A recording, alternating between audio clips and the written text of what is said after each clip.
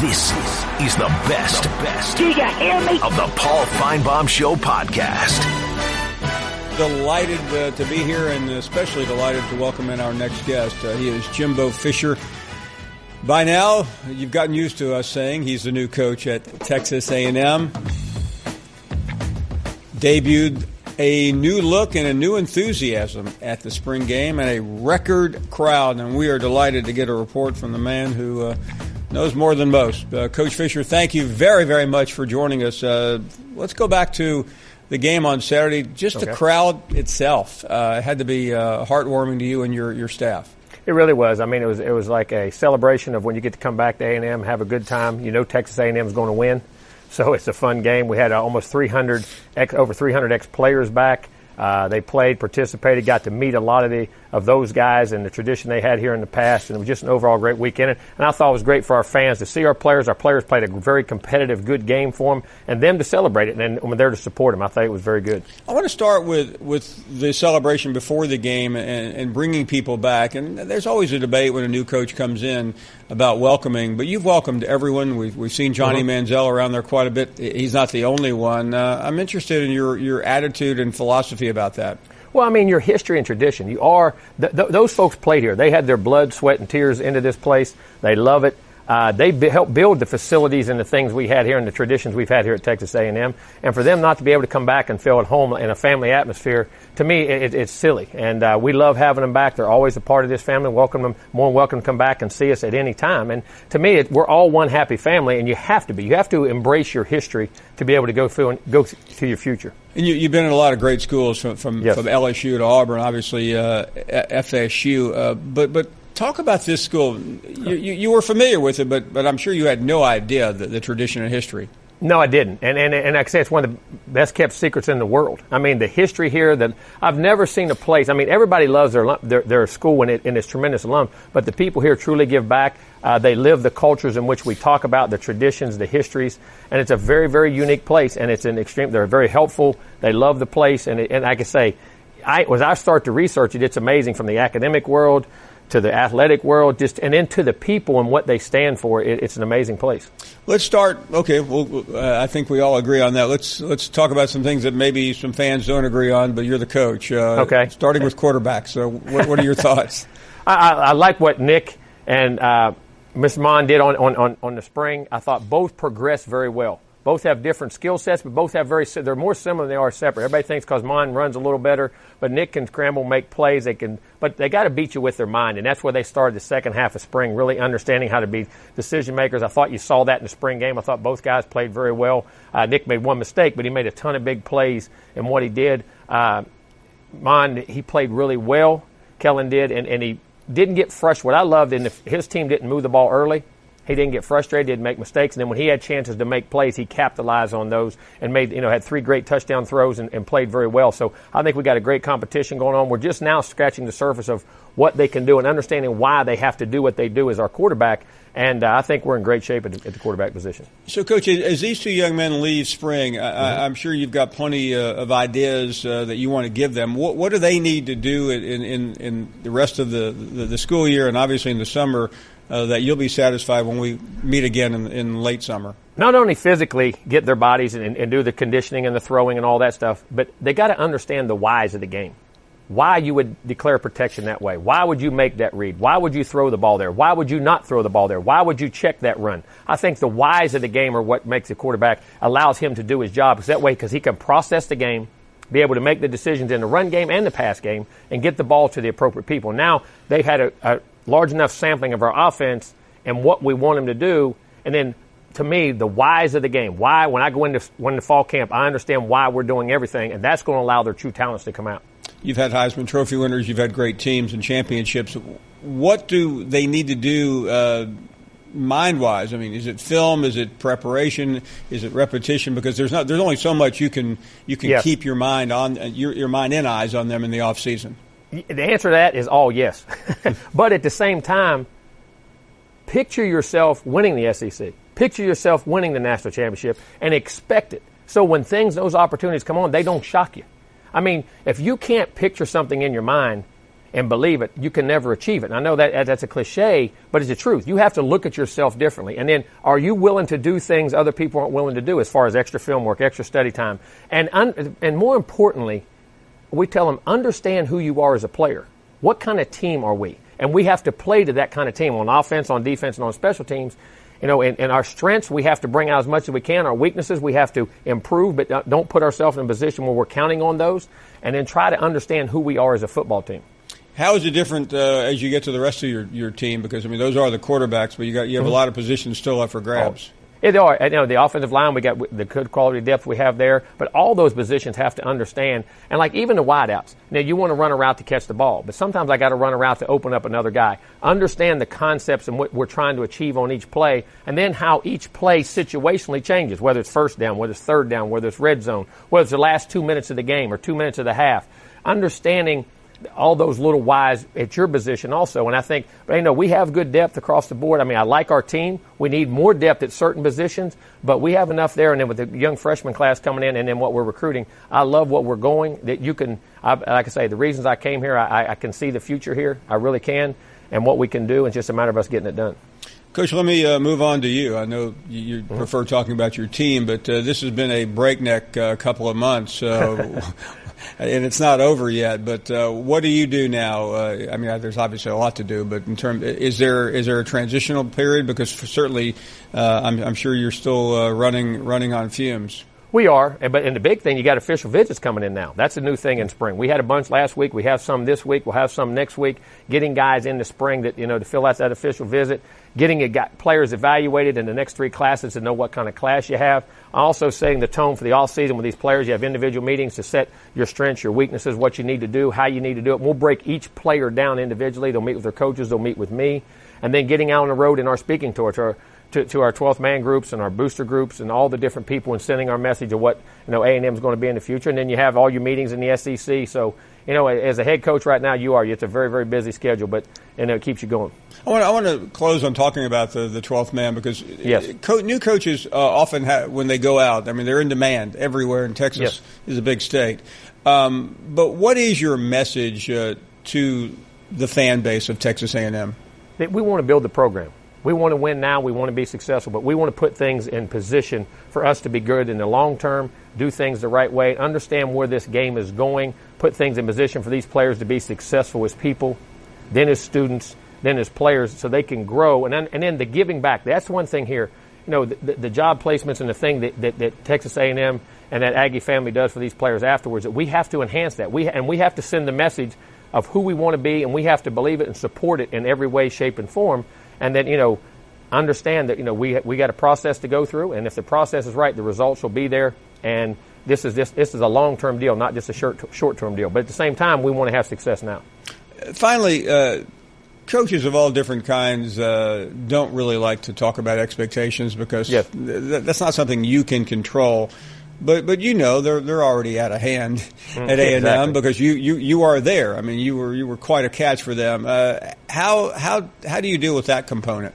Well, first of all, I always say I wouldn't want to be here if we didn't have expectations. You want to be somewhere where you have a chance to win national championships and put all the things in place that you want to do, which at the other places we had that too, but I think this is a very unique place. And what you have to do is you don't have to worry about me, just like I tell our players, don't worry about the results. Stay true to the process. If we keep doing the right things, we will put things in place from a recruiting base, from a personal base, from a discipline base, from accountability base, and then we'll get the right players to go where we want to go. Not that we can't do it now, but you have to stay process-oriented, just like you tell the players. Don't worry about the results. Live in the now. Live where your feet are. Be where your feet are, and do what you have to do. Coach, thanks for making time. Always great to see you. Paul, thank you very much. You're listening to the Paul Finebaum Show podcast. I was in Georgia yesterday, as I mentioned at the top, and I saw a sign that said Gainesville that way.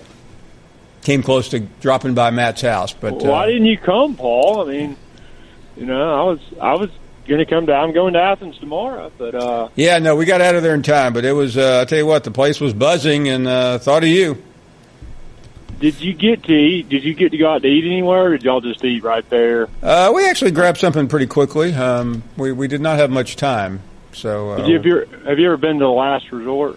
I've heard of it. I have not been there. No. You need to go there and get. That's the best place out of the best place. But the other day you were like you didn't like the call him that. I had people telling me I was just another boring caller. Well, there's a fine line on this show, Matt, between genius and insanity. And I think when you're a motor mouth like you are, and you're always trashing Alabama and trashing other people, and then you suddenly become Johnny from Coleman, you lose your mojo. It's businessman Matt, professional Matt, and it's UGA Saturday Matt.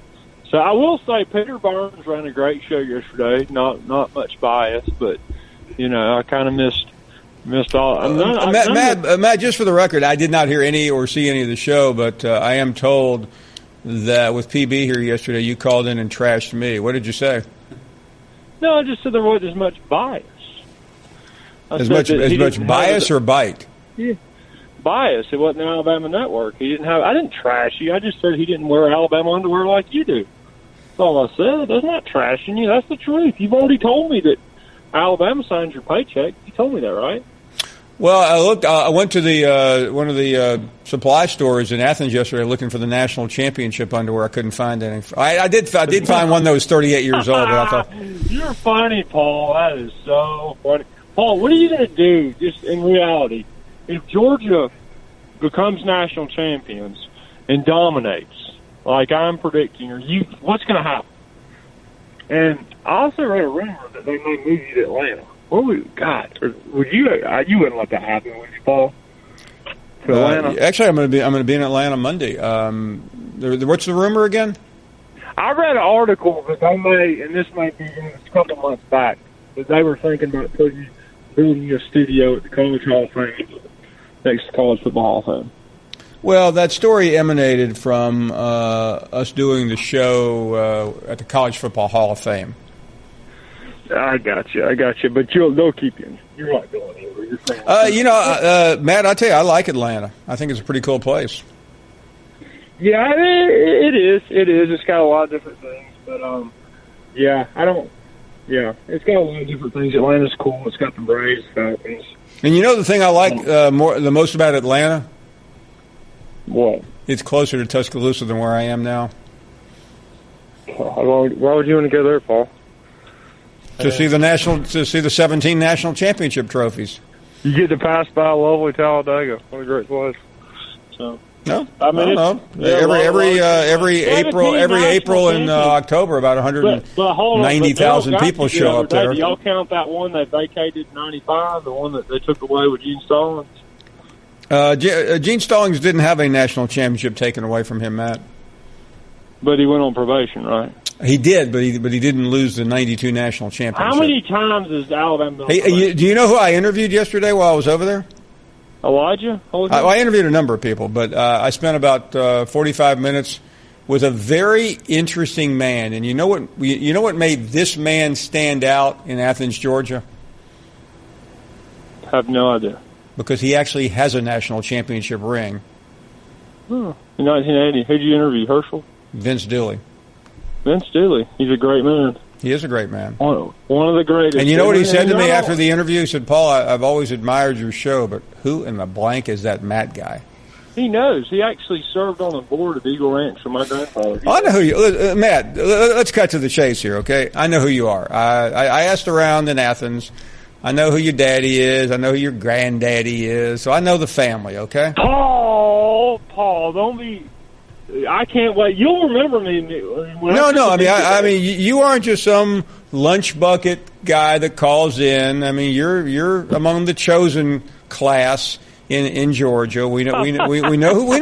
Matt, I know who you are now. Okay, so don't try to con me. You're being a journalist, man. I respect that, Paul. No, I decided I just needed to go to work and find out who you were, and we found out. I did say this today. Someone told me at the local breakfast place, I'll call them out, Long Street Cafe in Gainesville, they're going to get me a picture, and they're going to let me sign it, and they're going to, Matt from Gainesville, they're going to put me up next to Deshaun Watson. He's also another famous Gainesvillian. I don't think I'll ever make it Deshaun's status, but, so he was the biggest miss in Georgia history ever. God, why? Well, so far, I mean, there may be another guy at Clemson that could rank as a bigger one. Nah, we wanted Fields. I've heard all that, but we Deshaun, I mean, that was the man, God, and he was a bulldog. That kid had bulldog gear, and you probably saw the famous tweet where he said what Mike Bobo, when he was about to go to the draft, he said, just think Mike Bobo said I wasn't good for playing Georgia's offense. Laugh out loud, you know. Yeah. So. Okay, Matt, to sober up, because quit taking the Quaaludes, because you really, I don't know if this down Matt really works. You know who I've missed talking to? I miss talking to Buckeye Earl, because every time Ohio State fails to win the national championship, I get a big chuckle out of this guy screaming his mouth about how great Ohio State is and how bad Alabama is. What do you say, Buckeye? Hey, Paul. Yesterday, Paul, Peter Burns worried about Ohio State overrated. He don't need to be worried about Ohio State. He worried about the SEC, Paul. He need to be worried about Ohio State. Penn State, the one that is overrated. That's who he picked to win the Big Ten. He don't worry about Ohio State because we just fine. We going all the way this year. Hey, Buckeye, help me with something, okay?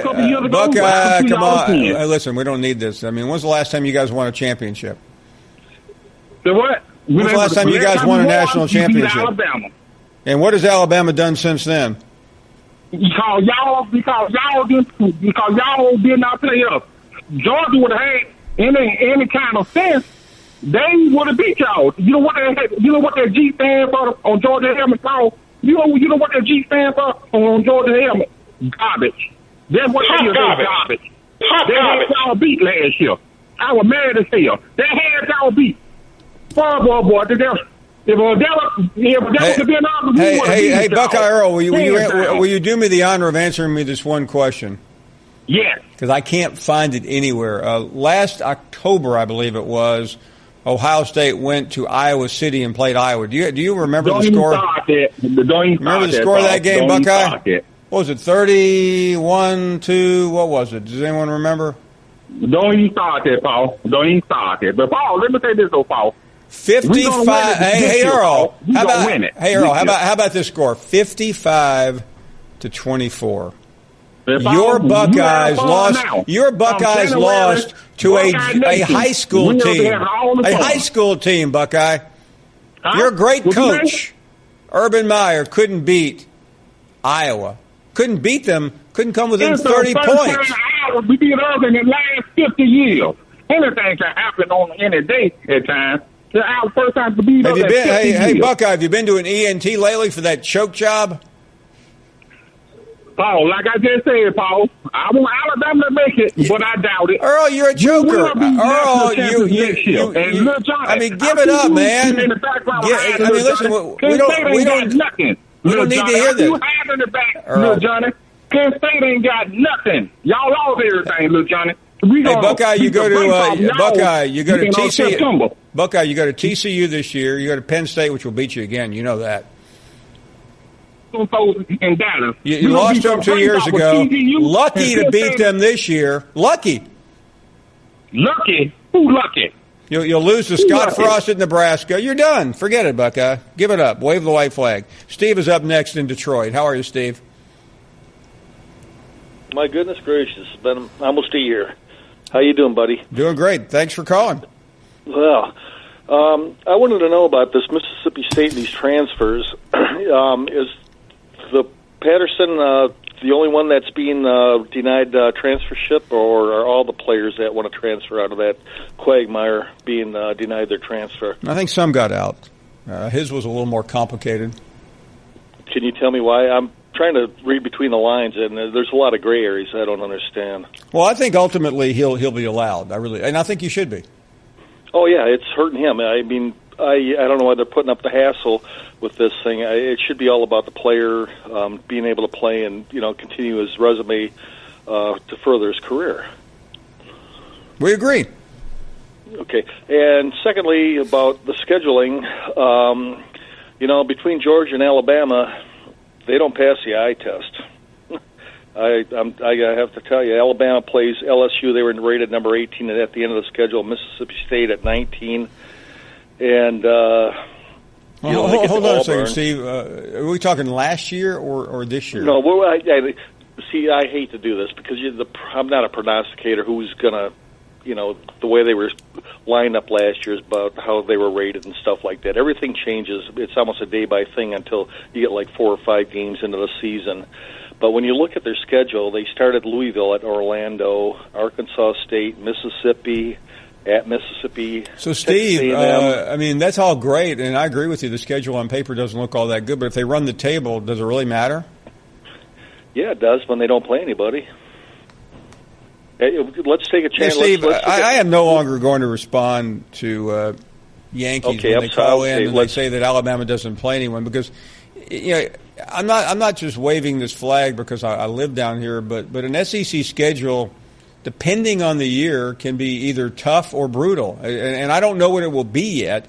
Then you'll have to play a championship game just to qualify for the 14 playoffs. So, I mean, I think for you to make that comment on April 20th, with all due respect, it's just pure ignorance. It's way too ahead of time. I know it is, Paul. Well, so don't make it then.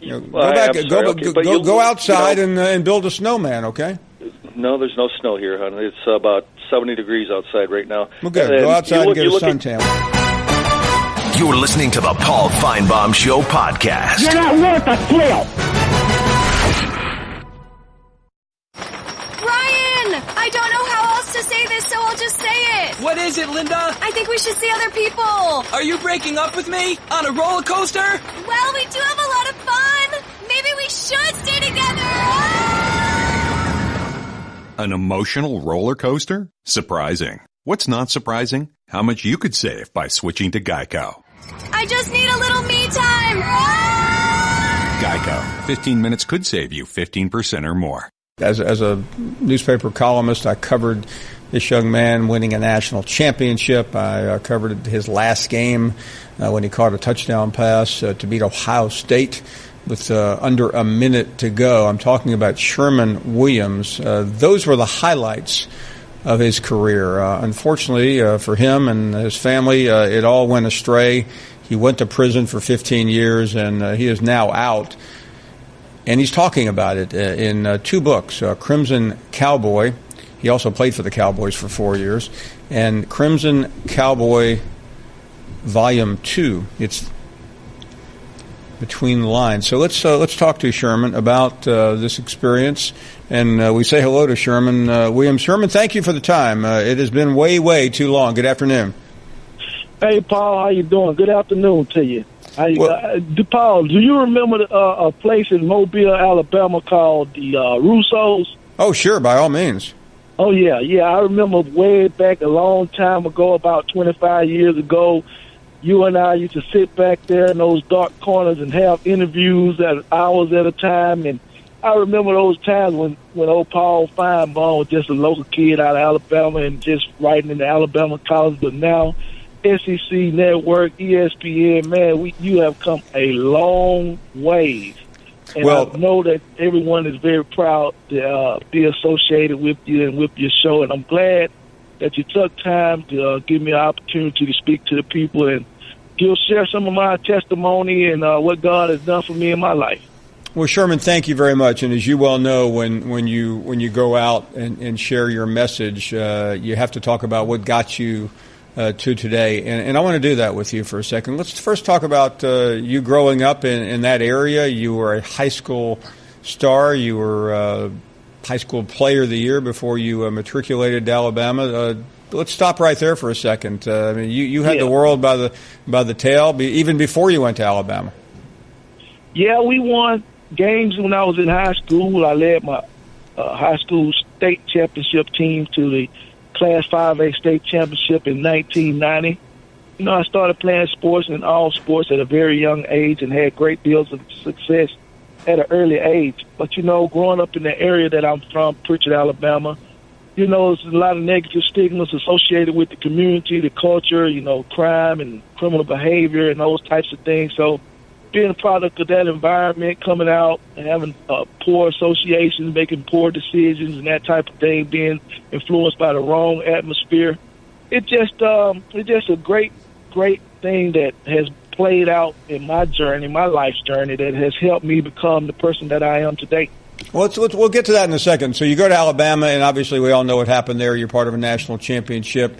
You make that great catch from Jay Barker. Was that down in Orlando, I believe, at the end of the '94 season? You go to the Cowboys. You win a ring, Super Bowl ring. I mean, you had everything going for you. Would that be a fair statement? Well, it was a great experience, and you are correct with the championships and having things going in my favor. And it was, yeah, I would say that you would be correct in that statement. So I want to take something that you said earlier about where you grew up, and I've been there. It is a tough area, but yeah. You were making good money. You were living in Dallas. You were playing for the Cowboys. What happened? Well, Paul, it's one of those things where I talk about in our organization, the Palmer Williams Group, that you will develop those habits. You know, bad habits die hard, and you get bad habits, and between the age of 9 and 14, you start to learn different behaviors. You get peer groups. You get involved in the wrong circle, and those habits were very hard for me personally, from a personal experience, to break, and just carried on from my adolescence years until my young adult life, and then even in my professional life. And I made some poor decisions, Paul, and I really think that if things were different, I probably made some different choices, but life has been good and life has had its challenges. So with all of that, I just think that everything happens for a reason, and the thing that I went through has a great story, great testimony about overcoming obstacles, making it to the highest level of your profession, and winning a Super Bowl in the NFL, and also serving jail time. So, well, let's do this in chronological order, Sherman, because I don't think people are going to understand how you're back to where you are now without understanding how you got there. You were found guilty in federal court in Mobile to 1 count of conspiracy to distribute marijuana, 2 counts of attempting to possess marijuana with an intent to distribute. You also pled guilty to a counterfeiting charge. You were sentenced to 15 years. At that moment, did you think your life was over? At that moment, I knew that it was going to be a challenge. But being over, I talk about having a champion's heart. No, Sherman, hold on a second. I apologize for interrupting you. I realize this is your story, but I'm trying to understand it, and I really think to understand it, I have to understand what happened to you and then how you were rehabilitated, if you don't mind. Being rehabilitated is a statement, but having been rehabilitated first, learning those habits and picking up those bad habits, and then going through what I went through of serving a 15-year federal prison sentence, and then being able to come out on this side now and use what I've learned from going through those experiences to be able to help other people. And that is the most important thing about the journey, being able to use my full personal experience. So Sherman, help us understand, because I know a lot of young people are out there listening right now or watching us. Right. It's one thing to get in trouble and to get away with it, but you didn't get away with it. You went to prison for 15 years. What was that like? It was a terrible, tough situation. It was a position that I wouldn't wish on anyone to have to go through those circumstances, or anyone who's out there listening right now. If you have an opportunity to make the right choice, do the right thing, because there are consequences that comes from making poor decisions. And I made some poor decisions. I lived through the consequences, and it's a very tough situation. During that time of incarceration, I lost my mother. I wasn't able to attend her funeral. Those types of things are once in a lifetime. My kids graduated from high school, wasn't able to attend. So the life memories of good occasions, even being able to be there for people who need you to be there. When you're in prison, you can't be there. And it's a hard thing. It's a hard lesson to learn. But hopefully my experience will be able to help some of these kids out here that may be on the edge, or maybe wanting to make that decision, or maybe don't know the consequences that come from it, and they can read my story and learn from my mistakes, so hopefully they can make different decisions. Sherman, you get out, and you know the statistics better than I do, but there's a high probability of of people to get out of prison to get in trouble again. How did you overcome that? You talked about bad habits that helped get you in prison. How have you stayed on the straight and narrow? Staying on the straight and narrow, Paul, is you have to change. You have to change your lifestyle. You have to change your circle. You have to change the people, your influences. If you look in your influences and you see the people that you're associated with, that's a direct reflection of your own personal character. So I had to make a lot of lifestyle changes and change my elements, change the people I associate with, associate people that are going in the direction that I know is the right direction, in the direction that I want my life to go in. And that's what it's going to take. And those kids and out there, and you building those friendships and those relationships, you have to build relationships with the type of people that are going in the same direction that you want your life to go in. What are you doing now? Right now, I have a nonprofit organization called the Palmer Williams Group. I partner with my good friend and brother David Palmer, and we have youth development programs that go out in the community, help kids get involved in Life Seek Academy, dealing with social skills, also help them with the financial literacy program, and also wrote 2 books, The Crimson Cowboy, and go out and use the book as a testimony, but also as a fundraiser for our organization. We have youth development programs, but also athletic programs through sports and athletics with female and male. So we try to get the kids involved and also do motivational and public speaking, go out and speak to different groups, community action groups, and faith-based programs. We are a faith-based program, and we definitely believe in the message and testimony of Jesus Christ. So we just try to stay active in the community and use what God have given us and try to use it for a benefit for society. Sherman, before you go, and I want to reiterate how many young people, kids, teenagers, watch and listen to this show. If you had a final message for them, what would it be? My final message for them would be get your education. Education is something that no one could take from you. Myself, Paul, I had to go back to school myself. I will be graduating on May the 5th of 2018 with my bachelor's degree from the University of Alabama, and I have learned in my travels, in my journey, that education will take you further than anything else here that you can do. So I would say concentrate on your education, put your education, but always have a spiritual life and put God first. But here, education is very important, and associate yourself with the right people. Well, Sherman, congratulations on getting your degree. That's certainly a major step forward. Congratulations on your books, and we really appreciate you sharing your story. The books, again, 2 volumes of Crimson Cowboy. The second volume is out. Hope you'll come back. Really appreciate your time.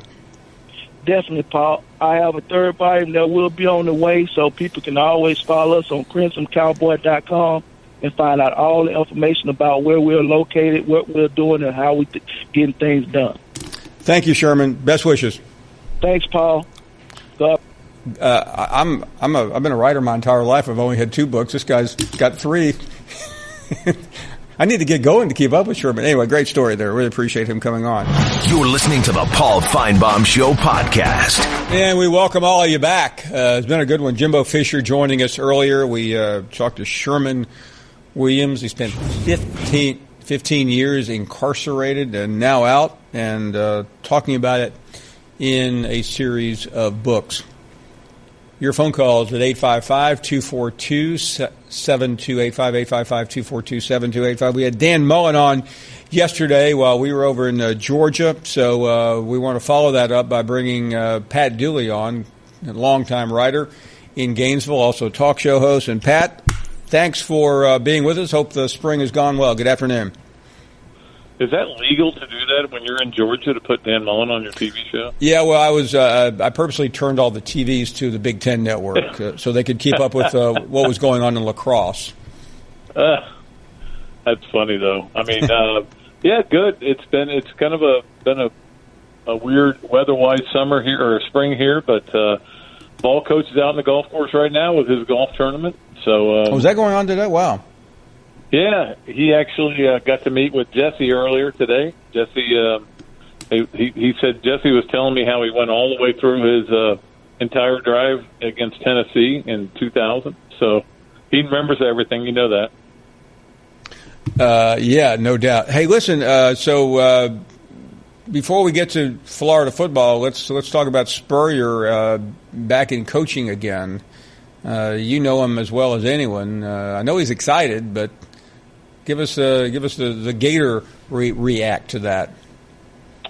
Well, I mean, I think when he first brought it up, and we first were talking about it, I could tell he was serious about it. That it was the perfect situation for him. 4.5 months. They're going to rent a condo. I talked to Jerry last night. They're going to rent a condo down there and stay down there, and they're excited about it. All he has to do is coach. There's no recruiting. There's no glad handing and all that. So he's fired up. I think he is already recruiting some former Gators to come and play for him. How exciting it'll be, I mean, the USFL was really a good league. I love that league. He coached in that. It was fun, but I don't know if this is going to get to that level. But I think Gator fans will pay attention. I'm not sure they're going to be too excited about it, depending on who he gets. For example, as you know, if he gets Tebow, which I don't think he will, it's just my gut, now all of a sudden the stakes go up. And everybody goes, whoa, we got 2/3 of the statues out there. Well, but hold on a second. Let's talk about Tebow, and we know what he's doing now.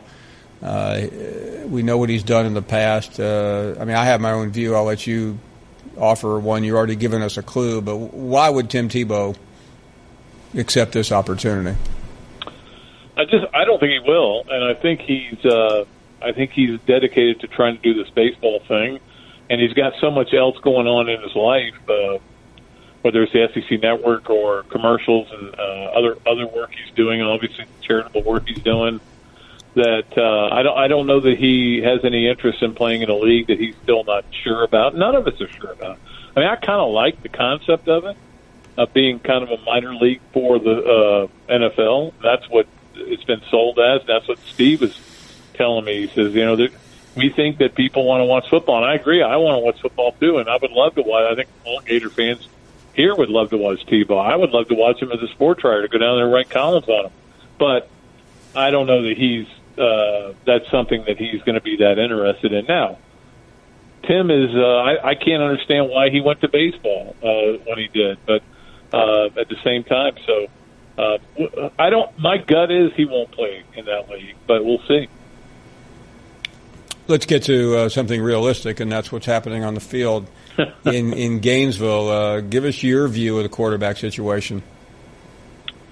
Well, they're down to 3 now. They had 4. One of them transferred 2 days ago, which was no big surprise. He was not fit for the system they run. And Jake Allen, he was more of a drop-back kind of guy, and certainly wasn't going to play. And so, but it's still another tenuous situation. If you remember, in Jim McElwain's first year, they had 2 quarterbacks, and Treon Harris and Will Greer, and eventually they were down to 1 quarterback and some walk-ons, and so they're now in a situation where they've got 3, and one of them's a true freshman. One of them has never played college, and one of them played and wasn't very good in college. So it's still not a great situation. I think a lot of people that's why it's like, I think the Gator Nation is excited and energized by Dan Mullen. I think he's done all the right things, going and talking every chance he's gotten to go speak to people, whether it's fraternities or, whether it's young people or old people, middle people, everybody. He's firing it up, and he's got a lot of energy and doing the right things that way, bringing the players back. They had 170 players at their barbecue on the day of the spring game. Florida's doing a lot of great things, out there at the stadium to get people excited, but that's still the caveat. Do they have a quarterback? And nobody knows for sure. There's nothing we saw in the spring game that was said, oh, wow, they do. They got this guy. He's really good. That just didn't happen. They manufactured a lot of points. They threw touchdown passes to Travis McGriff and Lawrence Wright, and that tells you something right there. But, if he can figure it out between now, and he's talked about it, he's got to get a guy who is going to get the work done without him watching, basically between now and August 4th, and then take over the job. And I'm not sure which one it's going to be. I think it's kind of a crapshoot right now.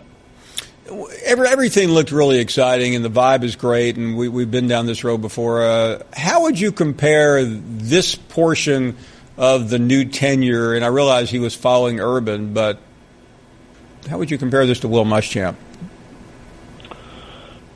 Certainly different. I don't think, you've got to understand that Will walked into a situation where there was a lot of attitude, and there was a president basically sitting in his office when he walked in the door saying, we got to clean this mess up. And it was a mess. There's no doubt about it. And, the famous Urban Meyer quote, this program's broken. And it was broken. So that was a big part of what he had to do. This program is not broken. It just doesn't have the talent it used to have. And obviously when you go 4-7, it's not a good thing. But there were a lot of extenuating circumstances. You had the 9 guys, the knucklehead 9, as I call them, who were didn't play at all last year. Really good players that hurt them, and then you had a ton of injuries, and then you had a coach get fired in the middle of the season. So, I think they've got better players than that. I think they got better talent. I see an 8-win team right now, like 8-4 is what I would say. But there's nothing to say they can't do better than that, and there's nothing to say they're gonna do that either. I think the schedule's not bad. It's manageable, but there's still a lot of losable games, and I don't know that there are very many that aren't winnable either. We heard Dan say yesterday that the only game he really cares about is Charleston Southern. Not that anybody believes that. The game at Mississippi State has drawn a lot of attention, but help me understand this game here, November 10th. I was down there when Muschamp showed back up for the first time. It really wasn't that big of a deal, but this will be a little bit different. How would it go over if Will Muschamp walked in there and beat Dan Mullen first time out, or would it matter? I don't think it matters. I think people are over that. They've already been through a coach since then, since Muschamp was here. So and I think most people really liked Will, and I think there was at least a group of people who thought, man, if this was another place, they could have given Will a couple more years, and he might have been able to get this thing going in the right direction. But the negativity got to be too much while he was here in his fourth year. Okay. What about Pat? If Florida meets Michigan in a bowl game, does that up the ante a little bit with McElwain on the other side? We should be the ones setting up the bowl games. I think you know that. We would have some great battles. I mean, Texas A&M, FSU's a lock, right? We got to have that game. So, there's a lot of things going on out there with different coaches and everything, but I think it's more about the Florida Gator Nation has just been beaten down from when you have 2 4-win seasons in 5 years. I mean, even during the bad years, before Florida was winning SEC and national championships, that wasn't happening. They weren't losing 7 and 8 games in a 5-year stretch. So it's just been a kind of a weird deal here. And now Florida fans are hoping that Dan Mullen's going to build it back up. And I think they're going to be a little bit patient with him. But if Will comes in here and wins, I don't think they'd be that surprised. I think Will's doing a pretty good job up there. A couple seconds left, and maybe because I'm Georgia-centric, having been there yesterday, but how is this Georgia resurgence playing in Gainesville? I was watching the show earlier, and I think one of your callers said it right. Look, we've seen this before. I don't know that we've seen it at this level, this scale, where in the second year they're a play away from winning the national championship, and that then follow that up with a number 1 recruiting class. And I think everybody's kind of like waiting to see, is Georgia about to become the Alabama of the East, or are they going to be like the Mark Richt teams, where you never knew what you were going to get? You might win 10 games, but not win the East. You might win 9 games and not go to a great bowl game. There's a reason he got fired, with all the success he had. So I think I think the average fan that's kind of doesn't have a skin in it is basically saying, let's see what happens here. I don't think there's any question what could happen very positively for Georgia. I mean, I think they're going to have a really good team next year. But there's no guarantees, as we all know, in this game unless you're Alabama. So true. Pat, always great to be with you. Thank you so much. All right, Paul. We'll see you, buddy. Pat Dooley, always nice enough to come on and always interesting. I'm sure the Georgia fans love that response. We are going to take a break.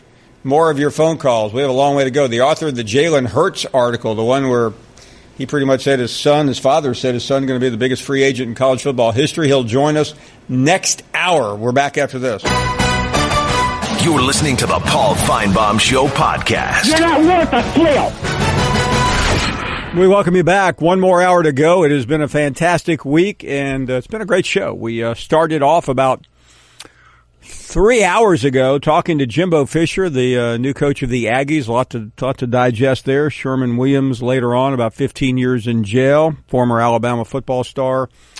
But what has been the undercurrent of today's show as well as yesterday's, ever since the story first broke yesterday morning from Matt Hayes in the Bleacher Report, an exclusive interview with Jalen Hurts' father. Matt has broken so many major stories during his interviewing of athletes and coaches in the last couple of years, and it's great, absolutely great to welcome Matt back to the program. Matt, it seems like every couple of weeks I'm reading some firestorm about a quote from an interview that you have done. Good afternoon. Thanks, man. You're too kind. How you doing, Paul? We're doing great. So let's just set the stage. I mean, this is certainly a fascinating conversation. It's not unusual to hear people talk about Jalen Hurts and Tua, but it is extremely interesting to hear such strong comments from his dad. Put your story and your interview in context for us. Paul, I think it kind of comes down to three levels. I think first and foremost, and Aaron Hurts was very clear about this, and he, Jalen feels the same way. Jalen opened the door to this. Jalen played poorly in that game. He opened the door for Tua to get a chance, and Aaron made that clear over and over and over again. If you want to blame someone, you blame Jalen because he's the guy that opened the door. I think number two, Aaron's the head coach. He's a very successful head coach in high school. He gets it. He's been through this situation before with players, certainly not at this level, at the level of college football, but he understands the idea of if some guy comes in because the other guy played poorly or the other guy is injured, this is what happens. Guys get their opportunity, they seize the moment, and this is what happens. And I think thirdly, Aaron is also a dad. He is a dad who, is trying to help his son. So I think there's different levels to look at this thing, and I think we shouldn't get lost in the idea of, Jalen may transfer if he doesn't win the job. I think the reality is Aaron, his family, Jalen, they all know Jalen is the reason this happened. So now it's up to Jalen to work himself out of it. And, of course, the quote heard around the college football world involved what he said about being the big greatest free agent. I want to make sure I understand it, and I think I do, having done this once or twice. But I want to make sure you explain to the audience this was not the first thing he said when you walked in there. This was part of a conversation. Yeah, it's the quote that has gotten all the attention and the one that got Nick Saban to react to. So help us by taking us through the interview and how and when that quote arrived. Well, when we spoke for 4 or 5 hours, we had lunch, we went back to his office, we talked. It's an entire process. It's not just simply where you walk in and say, "Is your son going to transfer?" That's just, I mean, that might be journalism now with a lot of people. Probably that's is. not Yeah. how I do journalism. It's not how I've ever done journalism. Okay, and I like to talk to people, and I got a hold of Aaron over the phone. I said, "Aaron, look, I don't want to talk to you over the phone. I want to come out to Houston and talk to you." He said, "Great." So I flew out and we talked, and it's believe me, he when he said that, he definitely does not like the idea of it because he loves Alabama. More importantly, his son loves Alabama. His son loves everything Alabama, loves Nick Saban, loves the idea of playing at Alabama. That's not even that's not even in question. He loves it there. The reality is his son wants to play quarterback. He doesn't want to move the tight end. He doesn't want to move the H-back. The idea that he's going to move there, or the idea, I read in AL.com that Mel Kiper said he's never going to play quarterback in the NFL, and I talked to an NFL scout and said the first thing the guy said was, "Who the hell is Mel Kiper?" And then he said, "Look, the kid has 2 more years to play in college. He can get coached. He certainly has the ability to make strides. He has things he has to work on. But if you got a guy that wins like he does, that has the character that he does, that knows the game like he does, that studies the game like he does, why would you ever say the kid's never going to play quarterback? So I think you have to look at this thing in its entirety, and I think it's very easy to take out that one quote and say, oh, this is what we base this on. It's so much more than that, Paul. And I think the reality is, again, like I said earlier, it's up to Jalen now. Jalen has to get himself out of that. There's no doubt about it. Saban said last night in reaction to your story, in reaction to that quote, that he and Coach had a good conversation last week, a very positive conversation, and you have to take him for what he said. But knowing what you do, you cover college football at the highest level. You watch Alabama like we all do. You've spent time with Coach Hurts. How do you see, and what are the variables involved in how this could play out? Well, I can tell you this. Everybody always makes fun of Nick and he's this hardball. And believe me, Paul, he's one of my favorite guys because he never, ever lies. So I can guarantee you what Nick said is exactly what happened. So I believe that 100%, okay?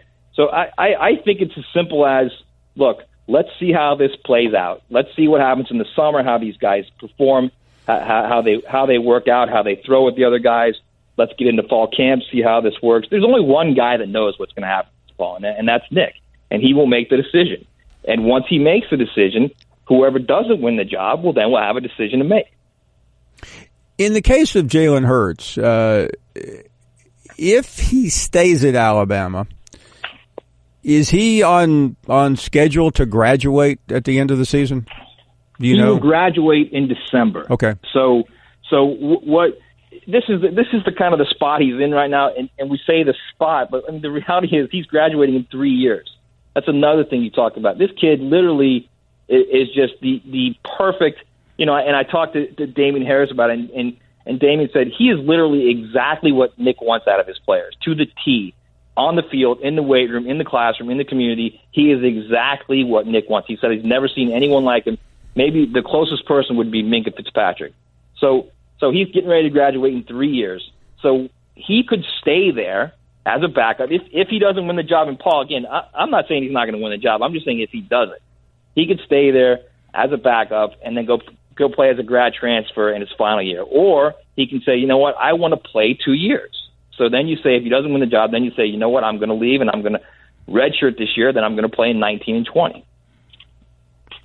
And again, you can digest that and unpack it any way you want, but it seems logical, or maybe I'm too far away, that you give it a shot, you play this year, and then you graduate and you go wherever you want to play. Yeah, I don't. What's logical with you and I, Paul, is not logical in the mind of Jalen, of Avron, of Nick. I mean, it's completely different, and I wouldn't fault Jalen at all if for some reason he doesn't win the job. And again, I hate talking like this, Paul, because everybody has this idea that Jalen is losing that job, and I'm just not buying that.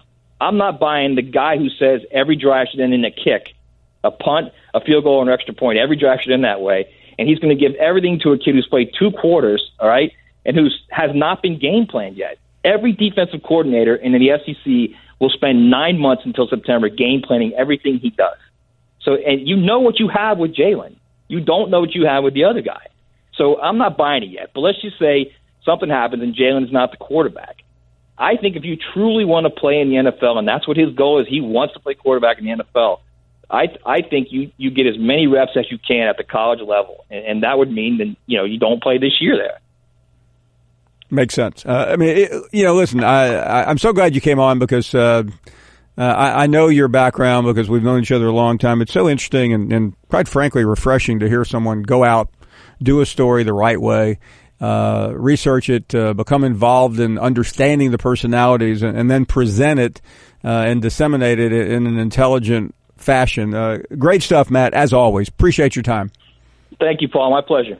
Really an interesting story. If you have, you need to read this article. And I know too many people just look at the headline and come to a conclusion. But I think you heard a lot there from Matt. I mean, he looks at it from both sides, which is what a journalist is supposed to do. One of convenience would be leave at the end of the season and pick your school. A lot of speculation out there even now about where he could end up. Or you say, you know what, I'm a really good player. I could spend a year perfecting my craft as a pocket passer and then spend 2 more years. But when you're at Alabama and you've been the starter for 2 years, that is fairly difficult to do. Thank you for listening to the Paul Finebaum Show podcast. The Paul Finebaum Show airs weekdays on the SEC Network, beginning at 3 Eastern.